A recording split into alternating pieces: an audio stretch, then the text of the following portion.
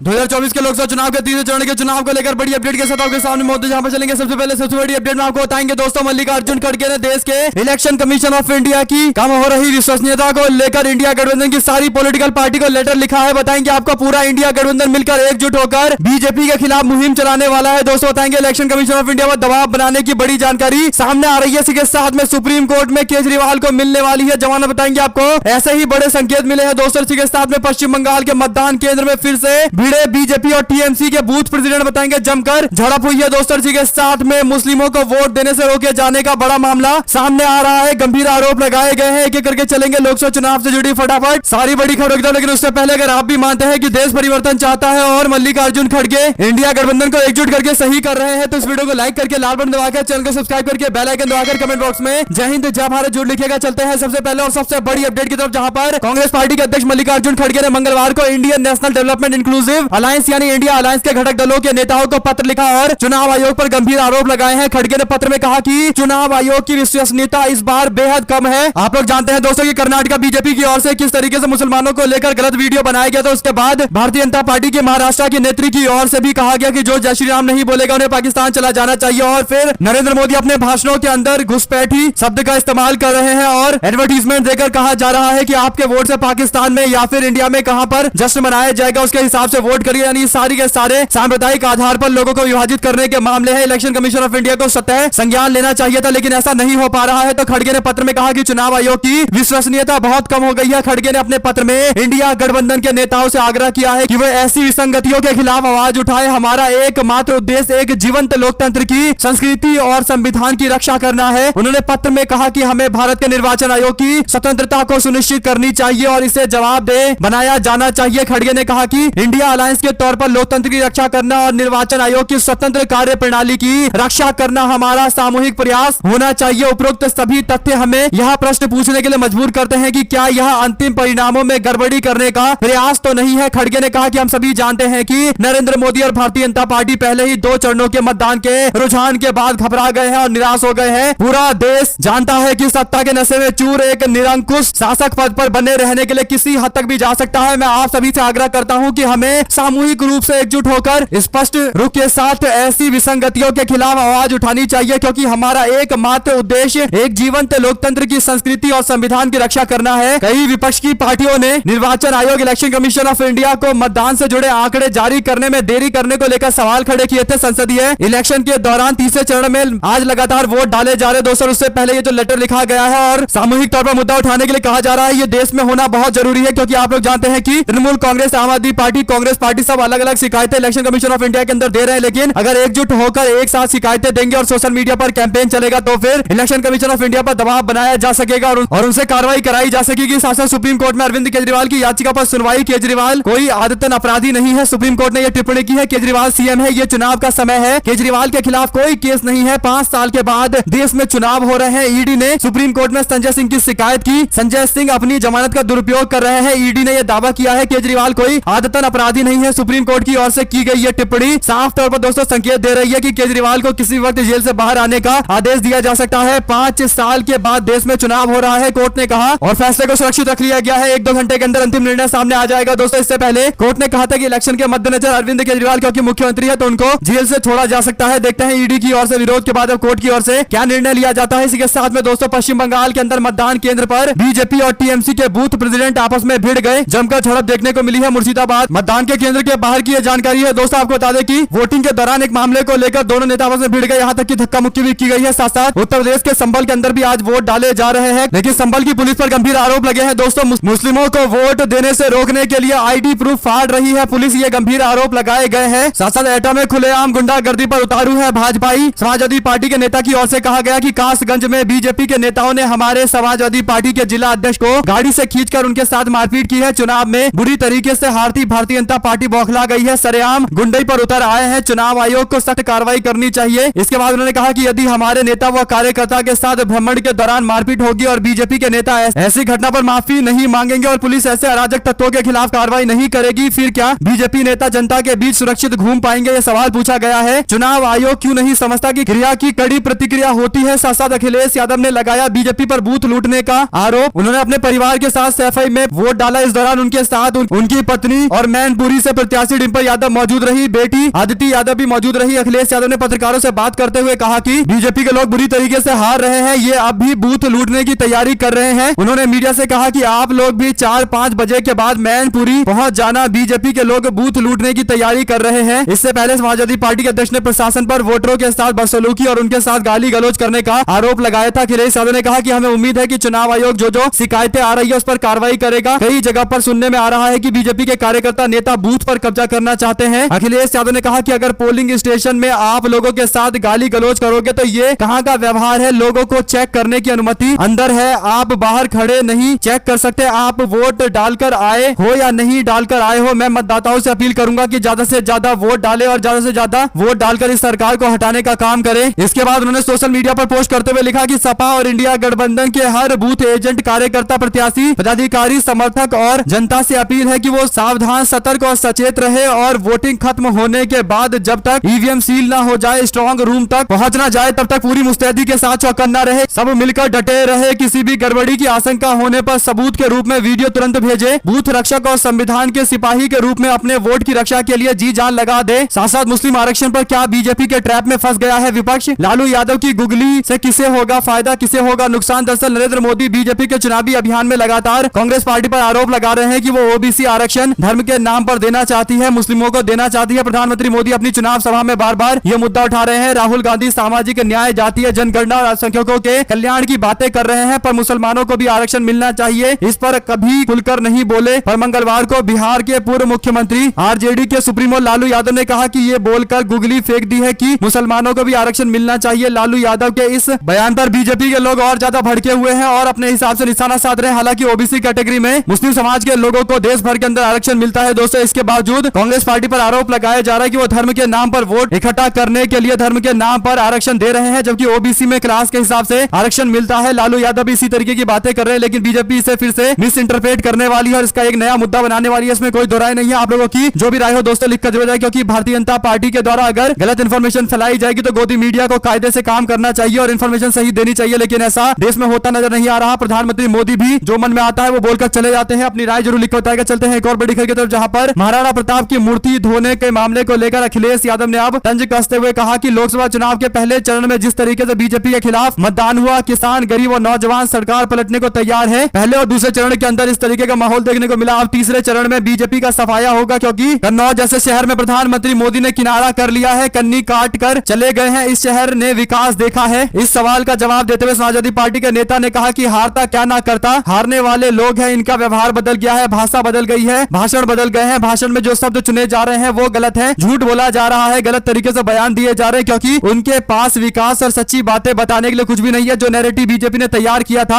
आज इस वजह से बीजेपी डूब रही है। ये लोग दूसरों के लिए गड्ढा खोदते हैं और खुद उसमें जाकर गिर जाते हैं। ऐसे में अगर आप भी मानते हैं दोस्तों कि कम से कम आधे चुनाव के बाद इलेक्शन कमीशन ऑफ इंडिया को बीजेपी के नेताओं के खिलाफ होने वाले गंभीर शिकायतों पर संज्ञान लेना चाहिए, क्योंकि बीजेपी पावर में है, तो इस वीडियो को लाइक करके लाल बटन दबाकर चैनल को सब्सक्राइब करके अपनी राय जरूर लिखकर बताएगा। हमारे साथ लगातार जुड़े रहने के सभी दोस्तों, भाइयों, बहनों, मित्रों का बहुत बहुत धन्यवाद। जय हिंद, जय भारत।